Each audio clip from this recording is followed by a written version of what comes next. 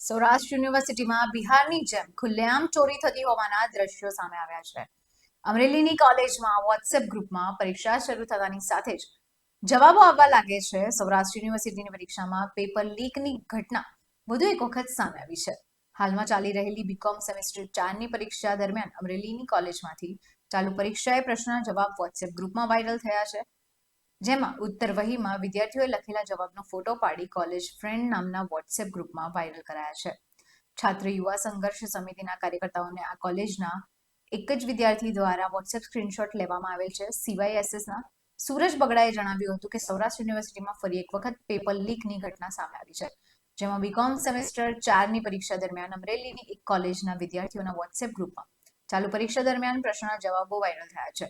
ગત ગુરુવાર અને શનિવારના વોટ્સએપ સ્ક્રીનશોટ સામે આવ્યા છે, જેમાં વિદ્યાર્થીઓ એકબીજાને ચાલુ પરીક્ષાએ પ્રશ્નોના જવાબ પૂછ્યા છે. જેનો મતલબ એ થયો છે કે કોલેજમાં વિદ્યાર્થીઓ મોબાઈલ સાથે રાખી પરીક્ષા આપે છે. પરીક્ષા શરૂ થાય તે જ વોટ્સએપ ગ્રુપમાં એ પહેલા જ જવાબો આવવાના શરૂ થઈ જાય છે.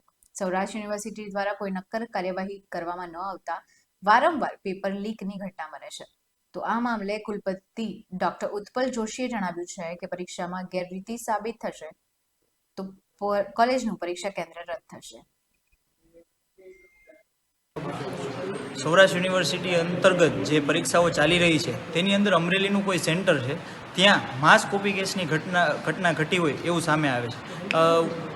સેન્ટરની વાત કરીએ તો વિદ્યાર્થીઓને સેન્ટરની અંદર ફોન લઈ જવા અલાઉડ ન હોય, ત્યારે વિદ્યાર્થીઓ ફોન લઈ જતા જણાય છે આ વસ્તુથી. અને વિદ્યાર્થીઓ દ્વારા કોઈ પ્રશ્ન હોય તો પ્રશ્ન નંબર 1 છે એનો જવાબ એક વિદ્યાર્થી દ્વારા સપ્લીની અંદર કાઉન્ટ કરી અને ગ્રુપમાં મૂકવામાં આવે છે.